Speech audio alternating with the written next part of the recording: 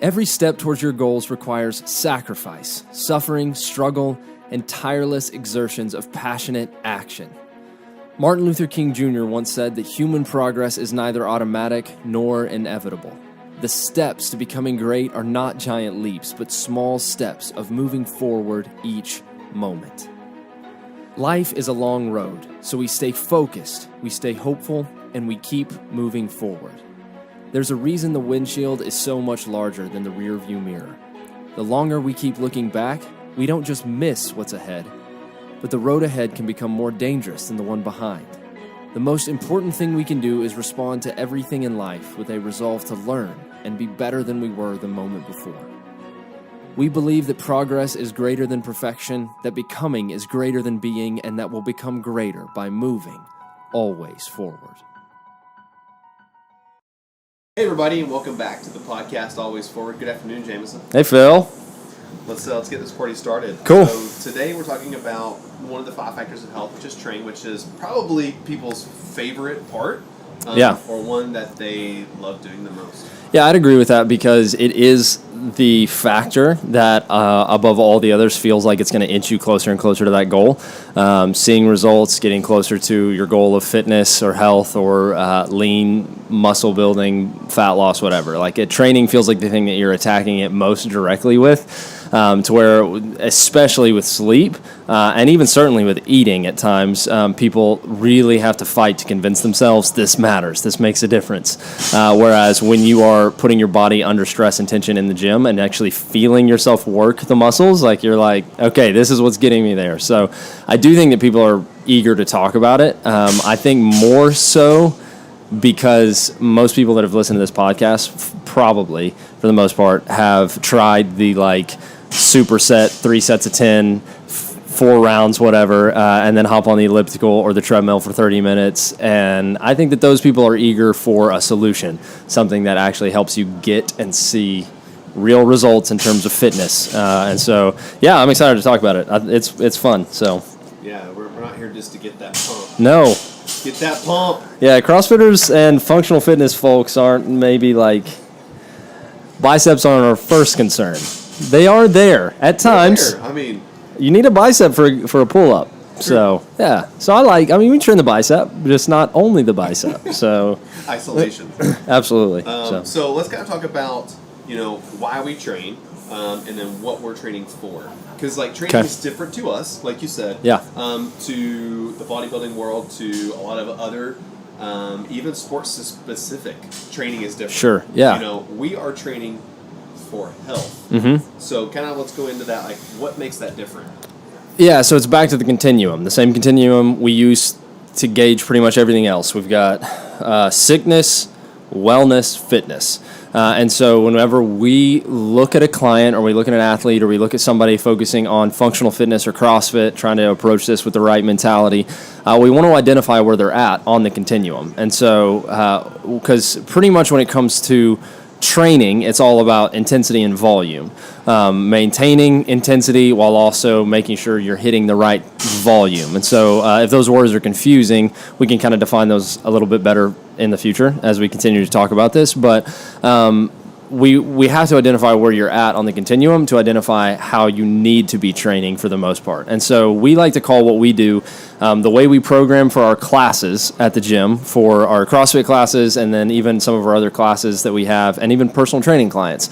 We would say that our primary concern is what we would call GPP, or what the CrossFit world would call GPP, which is general physical preparedness. That's how we train. We train with that in mind, is how can we make people generally physically prepared for things in life and have them look good and move well for a long time. Those are our goals, right? And so like you said, though, that shifts and changes a little bit when your goal changes. So GPP is not on the table for a football player that's on the O-line. It doesn't matter if you're GPP for that, or if you're training for a sport-specific environment or sport-specific performance, then you are going to train what is necessitated in that position.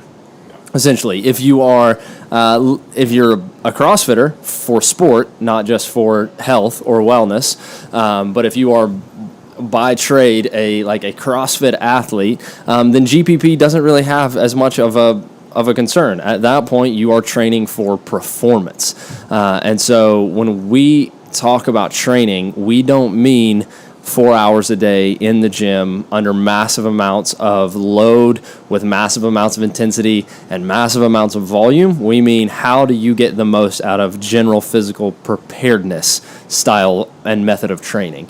And so I don't know if that answers the question, but yeah, no, it does. It's you like what you're saying is, this is what's going to make you healthy. GPP, the general physical preparedness, is what will make you healthy in life. It's what's going to help give you more time and help better age you.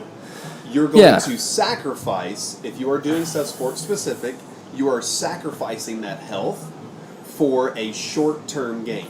Yeah, for sure. It's the thing. Long-term. Yeah, it's the thing that it does keep it varied. To focus on GPP keeps things varied because you're not training for a specific target of performance. And so if you were trying to come in to our gym to be a CrossFit athlete, we would evaluate your strengths and your weaknesses, and then we would do what many CrossFitters like to call make friends with your weaknesses and then beat them to death. And so a lot of your training and a lot of your practice would be focused on your weaknesses. So if you came in and you had phenomenal aerobic capacity and you were pretty sharp on your gymnastic skills and abilities, but you struggled to squat, decently heavy, or if your Olympic lifts were nowhere near the standard that you needed to meet, then we would go, okay, you have a strength deficiency and we need to focus on your strength deficiency. So your training is no longer focused on your wellness, it's focused on your weakness.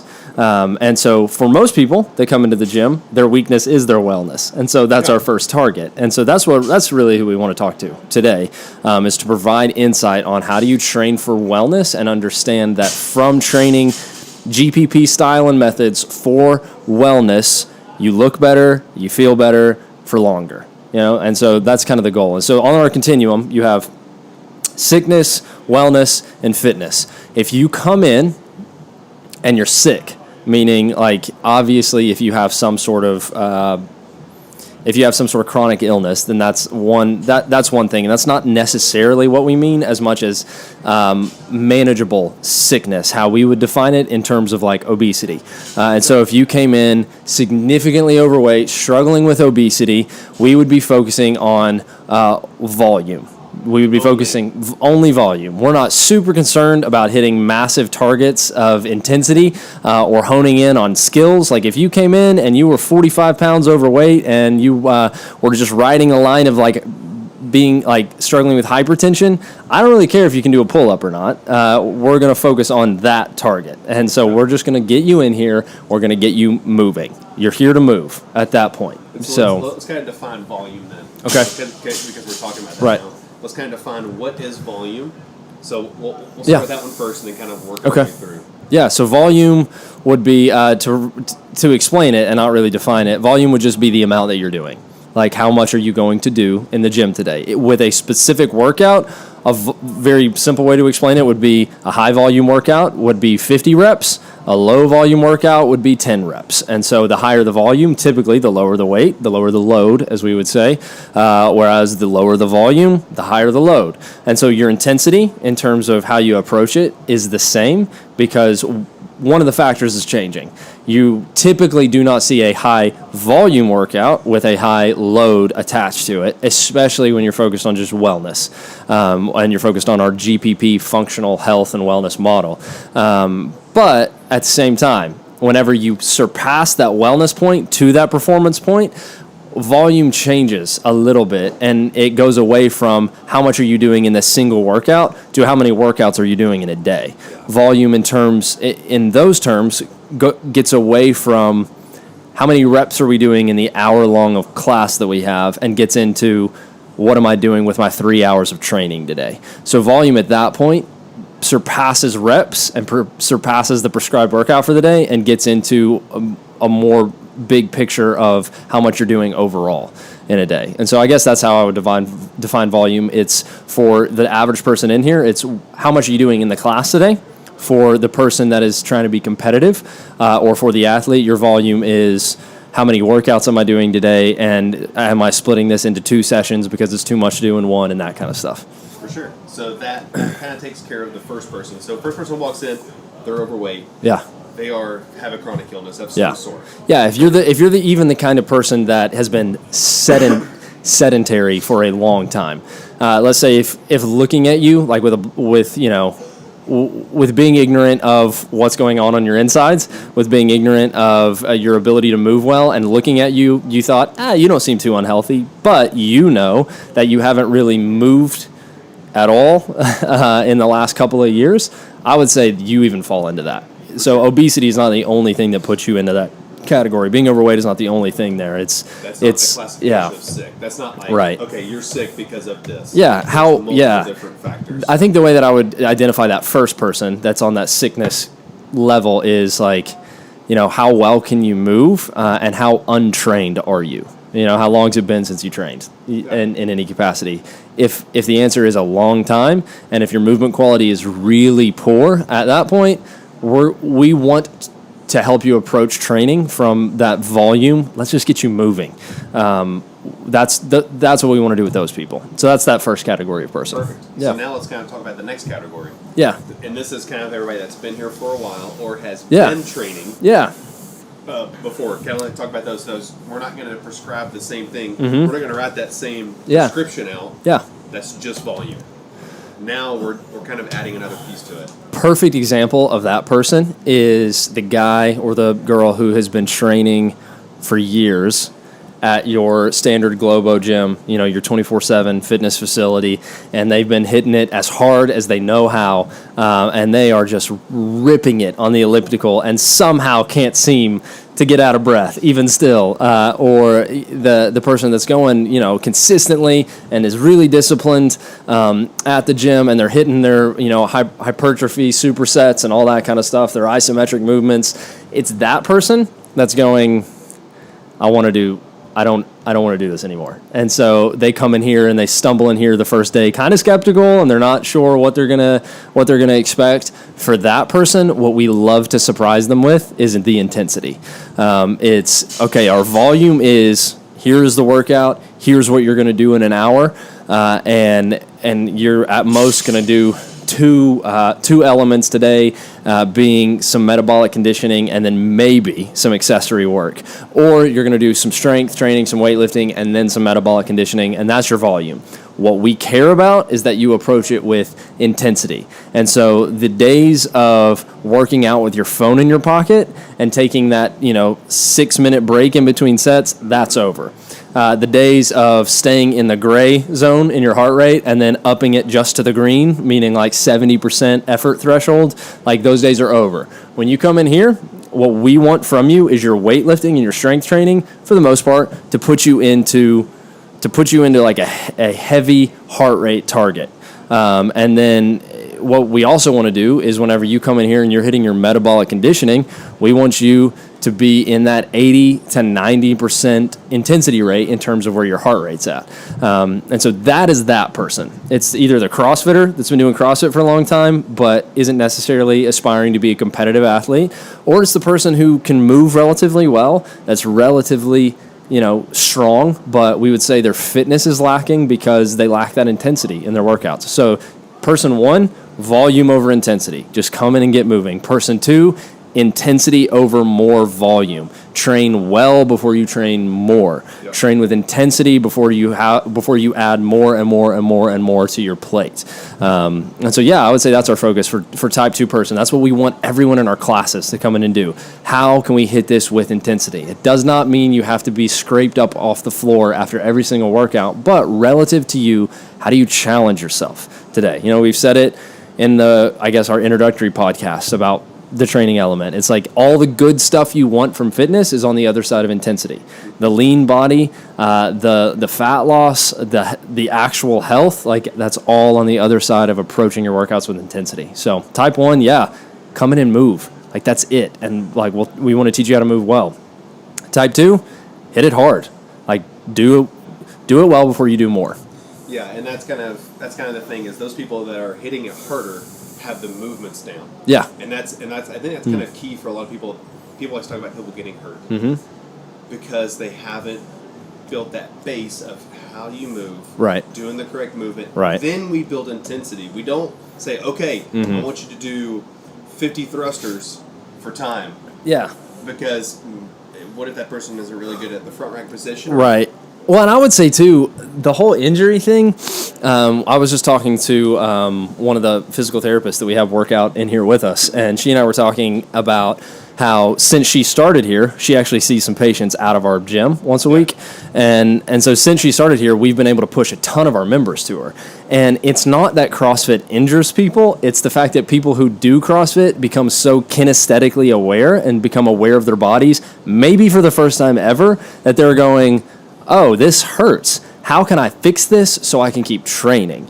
And so I like that type 1 person who comes in who is immobile and untrained and hasn't moved well and hasn't moved much for a long time or is maybe overweight. That person comes in, and that's why we're saying volume over intensity, because we don't want you to be stupid about how you approach it. But at the same time, that person may in the first couple of weeks discover muscular imbalances and discover issues with their bodies that they didn't know that they had because they weren't using their body. Yep. So I promise you, the first day you came into CrossFit, you did not injure both of your shoulders, both of your elbows, and both of your knees. You just moved for the first time in a really long time, and maybe you're recognizing the fact that, okay, like, this is what moving looks like, and I'm going to need to work my way into this, which is why we start with volume and good effort before we start with intensity, like you said, with those people. And then beyond that, we're huge like proponents of like physical therapy and prehab and body work and all of that, because of the fact that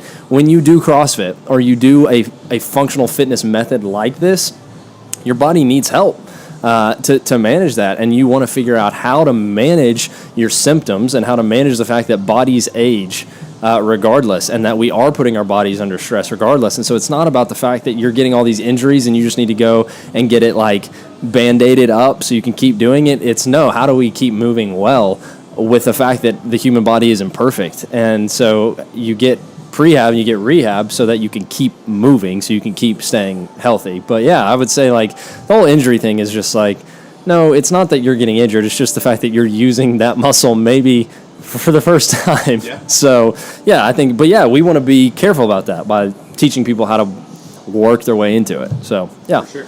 I love this Pat Sherwood quote here. A lot of people had this on their gyms. I've seen this before. He says, the goal is to get fit, make it the best hour of your day. Yeah. Stay safe, turn up the music, high five some people. Yeah. And blow off some steam. Yeah. So remember that, relax, have fun, and work out. Yeah, I think the most valuable one from that list is to make it the best hour of your day. Yeah. When you come in and you're focused on something besides general physical preparedness, whether you call it that or not, because our clients don't even know we call it that, honestly. But like whenever you come in and you're focused on performance, you're focused on competition, you're focused on trying to be a sport-specific athlete, like it's now work. You know, like sometimes training is the best hour of my day. Sometimes it's absolutely the worst hour of my day. And so it's because you put yourself under performance pressure, right? And so we want training, your factor of train, to be fun.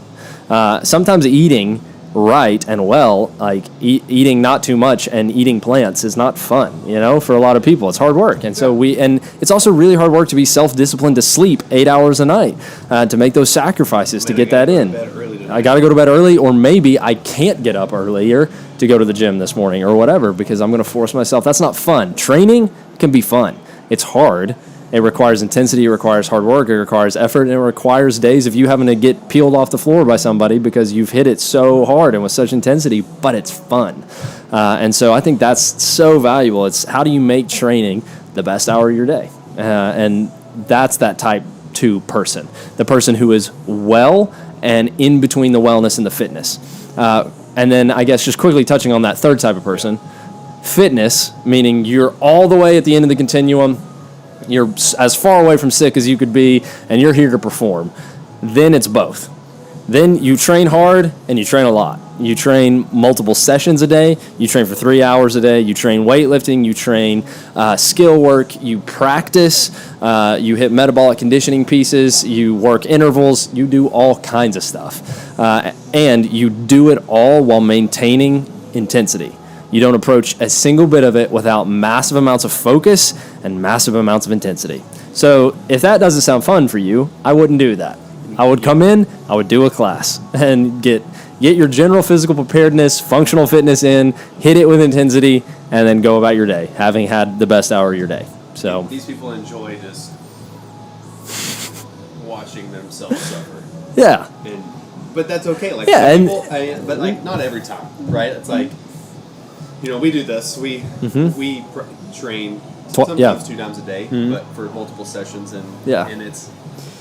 Yeah, but it's the ambition is there for more than just general health. Yes. I will not do that forever. Correct. There will be a time in life where I take, like we've said many times, you do the bird's eye view of your life. You take the 10,000 foot view of your life, and you go, trying to be competitive functional fitness athlete, trying to be a competitive CrossFitter, it's not on the cards anymore. So now I'm going to do this as a lifestyle, not as a sport. And so at some point, I will transition into that second type of person that comes in and just does the class with everybody else and hits it with my relative intensity, which at some point may be less than someone else in the class at that stage in life, and that's okay. And so there will be a time that transitions, but right now, I do what I'm doing, you do what you're doing. A lot of people who listen to this podcast are doing what they're doing. They're doing their 2-a-days and their skill work and their strength work and all of that because there are ambitions towards competition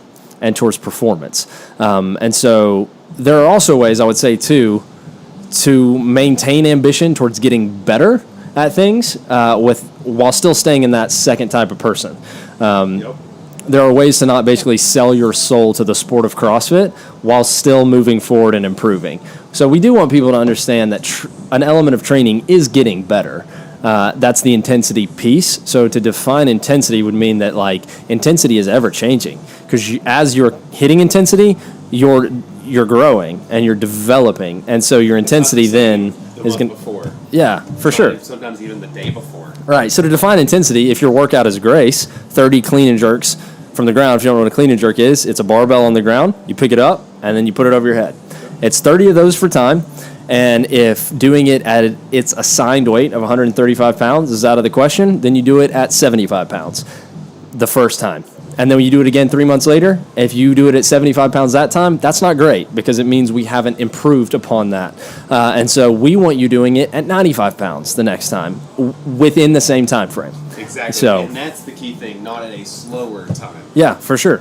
Yeah, so that's the thing is it's trusting the process. So we're not saying that you have to train multiple times a day with tons of volume and tons of intensity to get better. Our people in our classes get better when they approach things with intensity, when they challenge themselves, when they get in their discomfort zones, and they approach training that way. And so we do want people to understand also you're getting better when you do this too. Because even if you don't aspire to go to a competition, you still want to be able to lift more a year from now than you lift now. You still want to be able to run a mile faster a year from now than you run now. GPP will get you there. General physical preparedness will get you there. Constantly improving at that point. So, yeah. No, I think it's great. So you've kind of talked a little bit about that, and let's kind of deep into that a little bit more. What is the difference between training and practice? Right? Let's kind of define... I guess I really define. Let's kind of talk about when do I need to train and when do I need to practice, and why are they different? Okay. We don't in our classes we don't practice a lot, and that's because, again, the purpose of our class is for you to have the best hour of your day and to have left having met all of your fitness needs. Checking off all those boxes. Yeah, and when you practice, you are. By the very nature of what practice actually is removing intensity from the equation. Now, it may feel intense if it's something you're really bad at and you're having to practice it. Practice at handstand. Yeah, it's true. So, it does feel like there's some intensity to it depending on the movement, but for the most part, our aim and our target is to take intensity out of the equation when we're practicing. So we don't practice a lot in our classes. A good example of practice would be coming in to start the day, if we're talking class format. Coming in, and I think we have this next week even in one of our classes, but it's coming in to start the day, and the coach providing some technical insight, some movement prep, some points of performance on the double under, which is, if you don't know what that is, it's jump rope, but the rope's got to go under you twice before in one jump. Really it does sound simple. Wow. The rope just needs to go under you 2 times. It's easy. So what a good definition of practice for the double under would be the coach providing insight, the coach providing movement prep and standards and points of performance, and then saying, okay, guys, relative to how you need to practice this, I'm putting 8 minutes on the clock. Go. Practice. For some people, that may be just attempt double unders for 8 minutes. For some people, it may be find a cadence with your single unders. Do a better job at wrist activation. Let's look at your body form and your structure whenever you're jump roping. Let's focus on that. Let's practice that for 8 minutes. For some people, they may not even have a rope in their hand, and they may just be practicing the cadence and the timing of wrists and jump. For some people, practice may be working the hollow body position, because the jump rope and the double under requires good structural knowledge of the hollow body position. So for some people, when we're doing double under practice, that day is get on the bar and let's work our hollow body to arch positioning and stuff like that. So that is taking the intensity out, finding a relative method of practice for you where you're at with that movement, and throwing time on the clock and saying 8 minutes to practice, no intensity. Now, we don't do that a lot in our classes, because you don't leave that day. You may have gotten better at double unders, but you don't necessarily leave a whole lot more fit at that point. And so we don't do that a lot with our classes, because that's kind of a frustrating position to be in, right? And so you can get better at movements like that as you go, but for our class-based athlete, for the most people that will probably listen to this podcast, it's all about committing to the process and understanding that growth will come in those movements, that progress will come in those movements, and to trust the process in that. But what we're focused on first and foremost is burning fat, building lean muscle, helping you learn to move better. Now, for the competitive athlete, that changes so much, because if you got a lot of weaknesses that need a lot of practice, then you program that practice time in. Yep. You find a coach that will coach you on your weaknesses, and you practice. With barbell movements, that means an empty barbell or a PVC pipe. With gymnastics movements, it means most of the time structural things that you're trying to learn. If it's it's the same thing with us. If it's double unders, find what's wrong with your double under and you practice it, but you do it without the intensity. So yeah, what do you mean by it without the intensity? Is like you don't practice double unders after you've already done class. Yeah. A lot of people think that what's better to do is to basically practice everything under fatigue. And it's not. That's still training there is at that point. To do that kind of stuff. Yeah, because okay, maybe not ever, but you are rarely going to have a CrossFit workout in a competition that just says, do a bunch of double unders. Like, it's always going to be under fatigue. Yeah. You're always going to be buying in or cashing out with double unders, or double unders are going to be that like annoying little thing you got to do after your couplet that is heavy and sucks. And so like it's always under fatigue. Yes. But until you can do them efficiently, in practice, you're not going to just improve by doing it then. And so, yeah, you don't want to be practicing under constant and massive amounts of fatigue and stress on your body. It's how can you hone in? How can you get your mind on the activity that you're doing? How can you get your mind on the muscle, for lack of better terms, and really focus on what you are trying to accomplish right there? How can you remember the cues that your coach has taught you? How can you remember like the structure and the format and the bar path that's supposed to happen? How can you remember if you're practicing snatches, how to activate all the muscles you need to activate on your initial pull? How can you work the timing of your pull? It's so many things to remember, because if we were to coach a class-based athlete and evaluate them doing a power snatch, they probably could do a rep and we could give them 15 things immediately. Hey, just quick 15 things for you to change. And then rifle it off at them. They have no idea what to do, They're right? like this. Yeah, it's so from Deer in the headlights. Yeah, from a coaching perspective, that's just bad coaching. It is. But those 15 things that you get pointed out over time are the 15 things that you practice. Yes. And so that is how you spend that time. Well, and I think the greatest analogy is okay, you'll say you do class, you're dead. I'm now going to teach you geometry. Yeah. Do you really think you're going to sit there and learn anything that I teach you? Yeah, definitely. And that's the thing. It's like people just think that it's the cliche saying that I hate is that perfect or practice makes perfect, but it doesn't. Perfect practice makes perfect. And so it's not it's again the whole nuance that everybody's well, change is good. No, it isn't. Good change is good. You know what I mean? In the right direction. Right. And so that's what we mean when we practice. Because if you're practicing bad structures and you're practicing bad form and you're practicing poor movement patterns, you're getting worse, not better. That's going to be more to relearn later. And so if you're doing that when you're tired and you're doing that under stress and fatigue, rather than, hey, today I'm going to practice not pulling early in my cleans and my snatches, practice that and do what you have to do to practice that and sincerely commit to it. That's annoying, right? I hate that.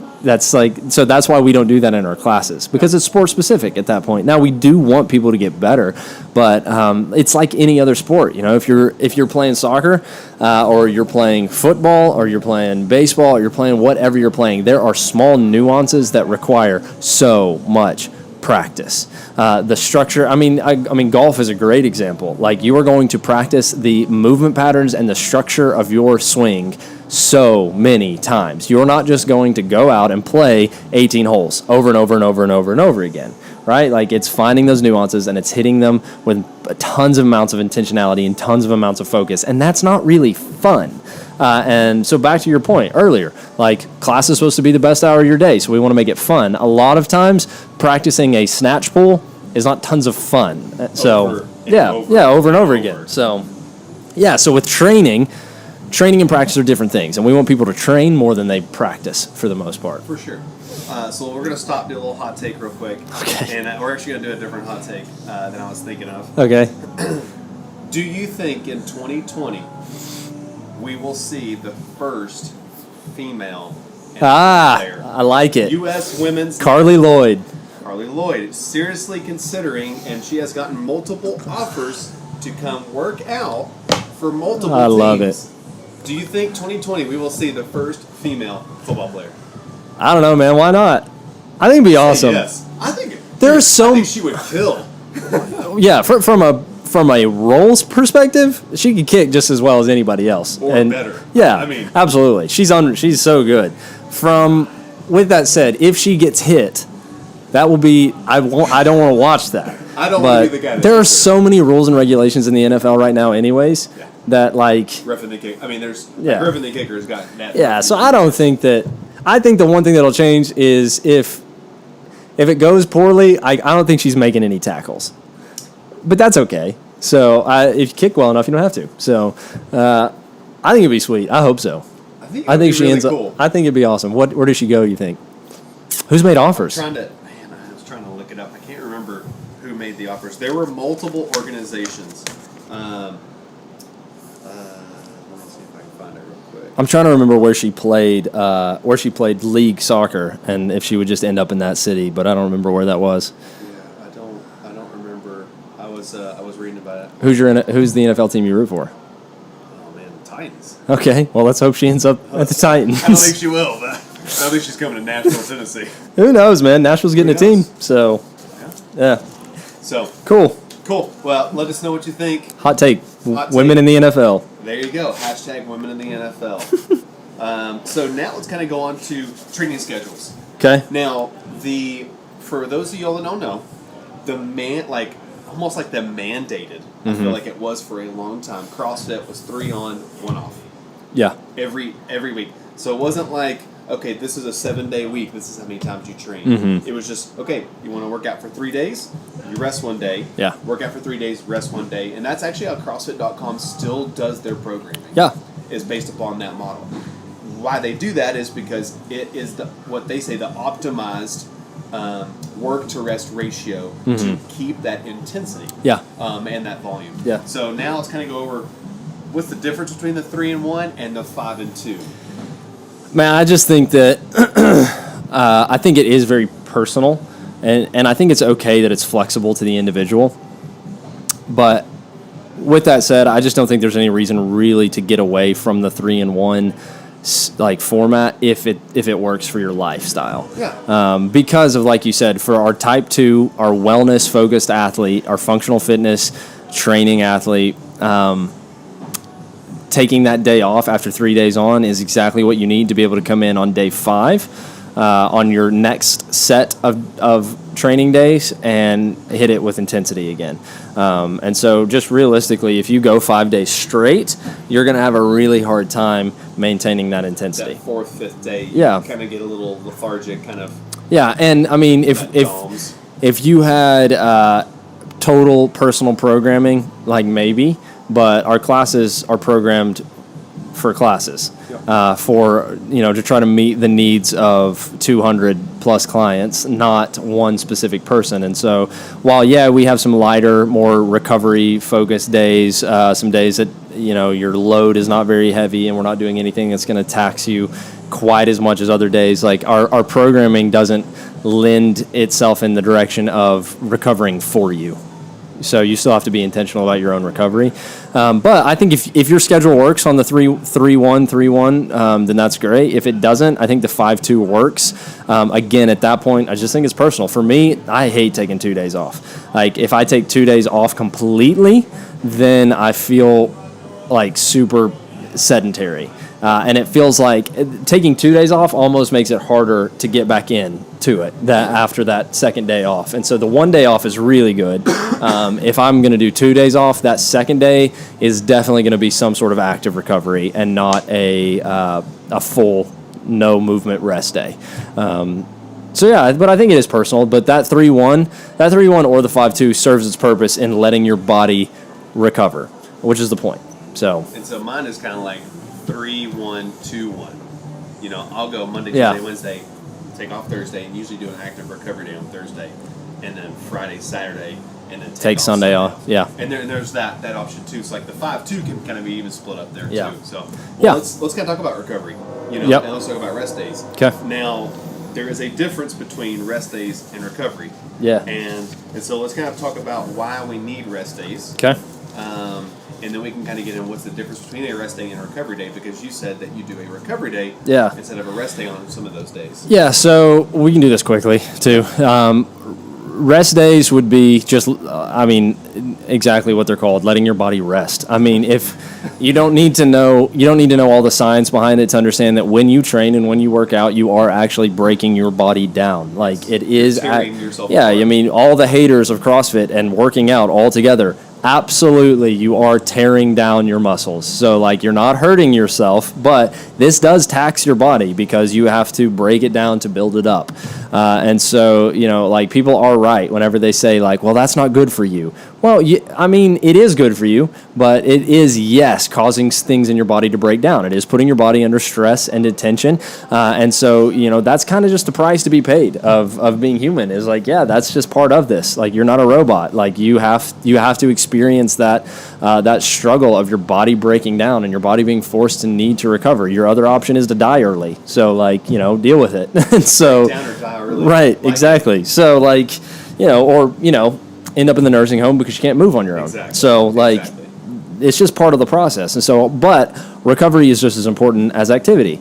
And so if you train for 7 days straight, not only, like you said, do you have no intensity in your training anymore, but your body is actually just harming itself at that point. So for your body to improve, you have to accept the reality of your humanity and rest. So a rest day could mean do absolutely nothing. A lot of times rest days are associated with cheat days, and that's not the same thing. A cheat day is not like Taco Bell and like Mountain Dew on the couch all day long. But it is like, hey, today, the hour or hour and a half you were going to spend at the gym, you're going to do something else productive during that time. What a great time to work on the think. Yeah, sure. Sleep. or eat, or like another factor of health, or like trying to learn something new. Yeah, and you could just go, okay, this hour of my day is just going to stay empty to be filled by something else. And so you're resting, meaning like little to no like activity that requires any sort of intensity or like massive amounts of effort. So that's a rest day. And I like what you said. It's not like it's a cheat day. Yeah. So I consume about 90 to 100 less grams of carbs. On that day? On like today. Like today I won't train at all. Yeah. And so like for sure. Like, you know, it's that way for a reason, Mm-hmm. right? Because my body is not burning as many calories today as it normally would. So does it, and I mean, carbs are kind of what fuels you in terms of your energy output. And so if that is less and you're at that point trying to fuel your performance with food, your performance is different that day. So you're going to pull back on that. And so, it makes sense. So that a rest day is nearly nothing at all. Now, there is a difference between rest and an active recovery day. Yep. Active recovery day could mean you plan something in that spot that is a lot less intense. So you kind of go back to that person number one. Yeah. Go back to the volume. It's not a high volume, right? But it's moving just to move. How can you move today, essentially? So, like a great example of like an active recovery workout for us would be come in and get on the rower for 40 minutes. And go at a slow pace for 40 minutes on the rower, and every 5 minutes you're going to get off the rower and you're going to do some push-ups and some air squats. And so you're just moving. So that's like a workout active recovery. Other options for active recovery would be things like yoga, mobility focus, going for a walk, like doing hiking, stuff like that. Your dog. Yeah. Taking your kids to the park. Right. Moving. Yeah, moving. Just how can you move on an active recovery day? For sure. Yeah. So it's just how to fight that sedentary mentality by doing something else while at the same time you are letting your body recover. So that's kind of your rest and your active recovery day, both of which are very necessary. So for sure. So now we kind of have one last piece here. So Jameson actually met Marcus Filly back at the CrossFit Games. Was it last year? Yeah. And they've kind of kept in touch. And so Jameson reached out to Marcus Filly. If you don't know who Marcus Filly is, Jameson can kind of give us just a brief description. Yeah, you guys should look him up for sure. If you are not, if you're kind of listening to this podcast and training elsewhere, you don't train here with us, then I would absolutely suggest following his kind of methods and his structures.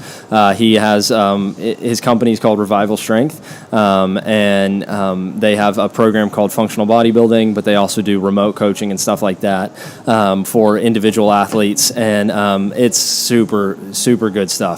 Marcus was a CrossFit Games athlete, and I guess you would say he's a retired Games athlete at this point, but has kind of transitioned into that mentality of GPP, general physical preparedness, while like not apologizing about the fact that he doesn't compete anymore. And so how do you do the CrossFit method long term?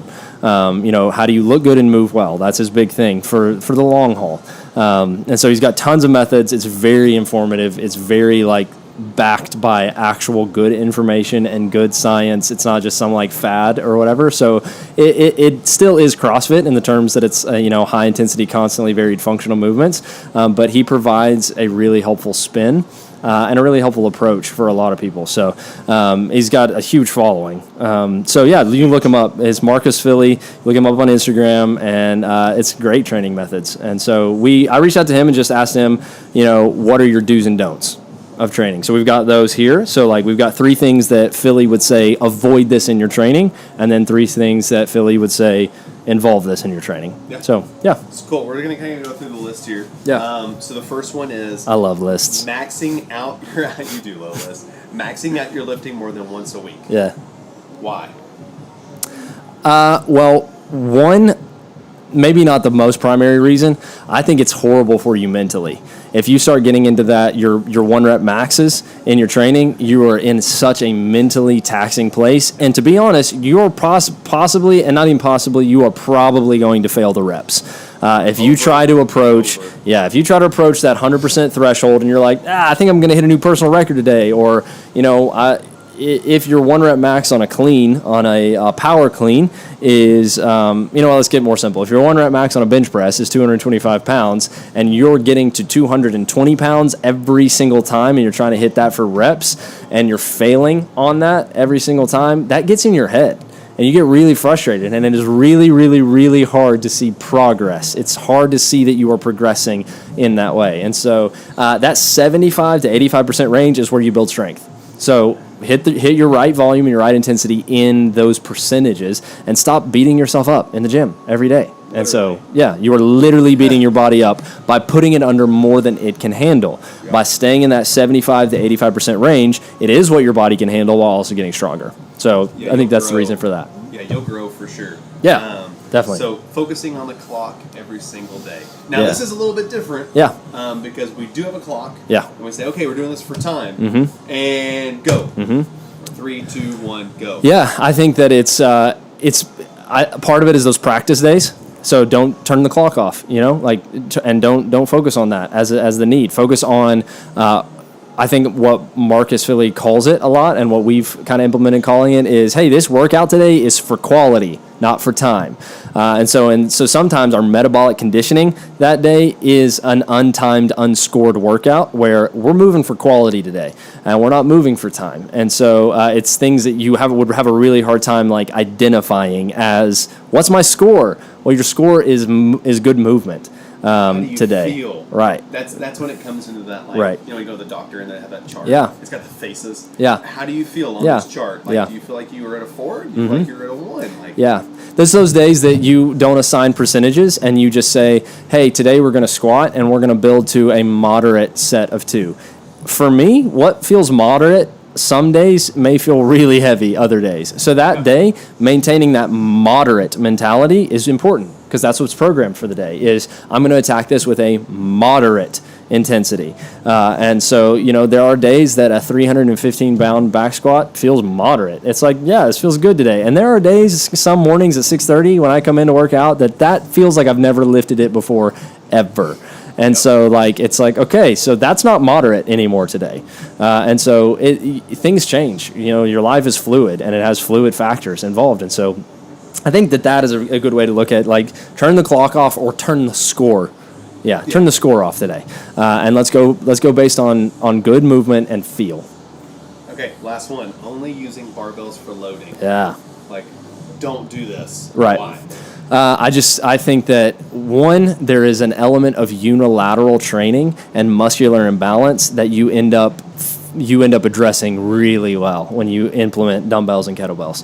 And I've started realizing that for myself in Marcus Philly's FBB, his functional bodybuilding program. It's tons of unilaterally loaded work while you're doing a more compound or dynamic movement on the other side. So you're unilaterally loaded on the right while you're pressing on the left. And so it's causing you to essentially learn how to create stability, where in a barbell movement you can be a little bit more sloppy at that point. On one side of the body. Yeah, for sure. Hashtag Philly press. Yeah, Philly press. It's like his trademark thing. Have never heard of it. Yeah, and so it's such a good movement, that one by itself. But I think that speaks to the fact that it from a CrossFit methodology, it makes it constantly varied. CrossFit started putting dumbbells into the open a couple of years ago, and it's changed it's changed the game for a lot of things. And then our favorite new movement doesn't involve a barbell at all, the devil's press, and so it's it just changes the variety of things, and so it keeps you kind of faithful to that constantly varied method, while at the same time it trains some imbalances and some weaknesses that are kind of hard to train with a barbell. So doing a 100-pound front squat is exactly the same as 250-pound dumbbells. It's not at all. Yeah, not at all. Yeah, so, definitely. 3 things to involve in training. Yeah. Dedicating time to prehab, prep, and warm up. I don't think you have to say anything else. I know. It's just, It's like, hey, get your body right. Yeah. And let's do this. Yeah, there's a thing right now going around that's warm up is the new mobility. And so prepping your body is just as useful as stretching your body, and if not more useful, well, it's honestly. Like people can't even stretch while they're cold. Yeah. Like, Right. I'm like that. Like, I cannot stretch Right. nearly as good as I can. Right. Maybe after I've, like, Right. hit it hard Mhm. and then, like, got my heart rate up, Right. gotten my body right, and I can stretch, and then let's go. Yeah, it's just, first of all, your performance is going to be so much more poor if you don't prep well. Like, if you are not well prepped for the workout of the day, your performance isn't going to be as solid. And so, like, you're doing heavy squat cleans that day and you haven't stretched and established good, like, warm up and movement prep in your front rack mobility, like, you're going to have a rough day, and so that's what that's the warm up portion. And then it's also getting your mind in that state. So, like, we like to call them primers, movement primers. And so, like, hey, before we start, we're going to do 3 reps of each of the things we're doing in the workout, or whatever. Or, like, I like to take plenty of time to build to my starting weight in a workout.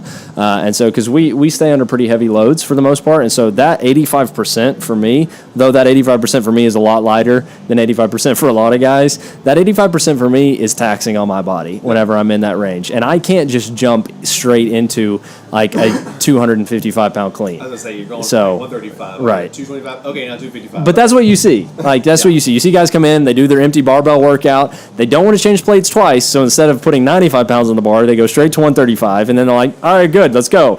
And, like, that's a jump you don't make. I feel for the guys who can, like, back squat 800 pounds. I don't know how you build up to that working weight, but I can't jump into 85% and move with any sort of good integrity at that point. And so movement prep and warming up, I think, is so important, because I guess the last thing I'll say about this, it's all about, I think, muscular activation. It's learning how to activate the muscles that you need to use in those movements. And so it's not just coming in and static stretching. It's coming in and going, what muscles need to be turned on right now? Like, how do I need to learn to activate what I'm going to use in these dynamic movements? And it's so good when you see somebody's lat bulb turn on. Yeah. You're like, okay, activate your lats. Yeah. And they're like, Yeah. and they finally get on the pull-up rig, and then they're like, okay, we're going to do some lat activation. Then you're like, do you feel that? And it, like, light bulb goes off. They're like, oh, Yeah. yeah, I do feel me activating my Right, lats. right. Like, okay, that's what you want to use when you're doing pull-ups. For sure. So, Yep. Spend time cooling down. So warming up, now we're talking about cooling down. Yeah, I think cooling down is just it's a little bit more intentional than turning the song Bodies on at the end of a workout and just, like, saying let the bodies hit the floor and then everyone dies whenever the clock hits 0. It's just a more intentional way to let your heart rate come down from that point. And so it is a physical thing, it's a metabolic thing, but then it's also a mental thing. That's what Philly says here. He said, take time to turn your brain from on to off. And so don't leave in that training mentality.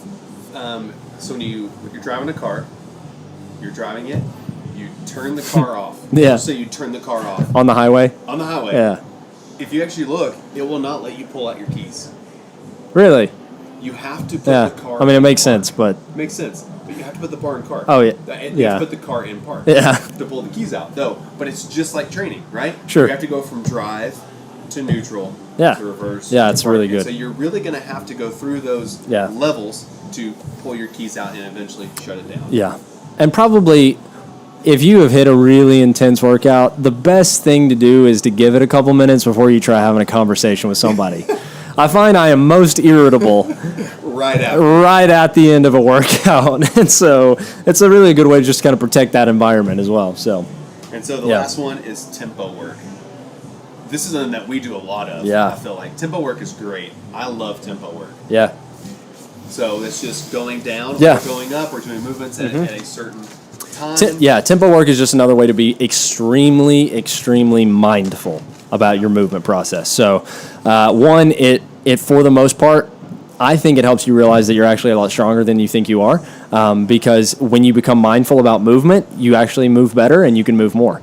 But you absolutely don't want to be moving your 95% back squat with a 10-second tempo.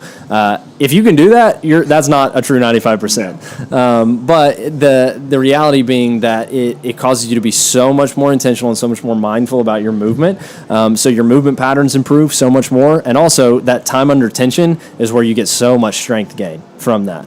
Also, it turns it turns weightlifting into something extremely developmental, even for your like aerobic capacity, because you go, I think a couple weeks ago we did a set of 10 tempo squats with a 4-second negative and a 4-second ascent. That turns a set of back squats into a minute of constant squatting. That's rough, right? You're and not so do it the same way. no, not at all. So, but you had to be really mindful about that. But also, it's where you find a lot of a mental grit to be able to do that. But it's just where you find a lot of strength improvement as well. And so that tempo training is so useful, especially for a poor mover. It's great for everybody, but for a poor mover who comes into our classes and we say, hey, I want you to control your descent here. Don't just drop. So like if somebody's new to squatting, we're going to put them on box squats first, and they just drop straight down to the box. Hey, I want you to control your descent. So give me a 3-second negative on that squat. And it's just good for new movers. It's good for poor movers. Sure. So it's even good for everybody. Yeah, it is for sure. So well, we want to thank you all for coming out today, listening to our podcast. We want to thank Boxstar Apparel, our sponsor. They made your shirt. They made my shirt, my shorts. They made your shorts. I wish I could say my underwear, but no. That'd be weird. That would be weird. But we want to thank them. You can use our code FORWARD for buy one, get one 50% off. They got some awesome stuff. Yeah, they actually just I updated all of their kind of like their website and their inventory too. So fresh look and some fresh stuff. So cool. Sweet.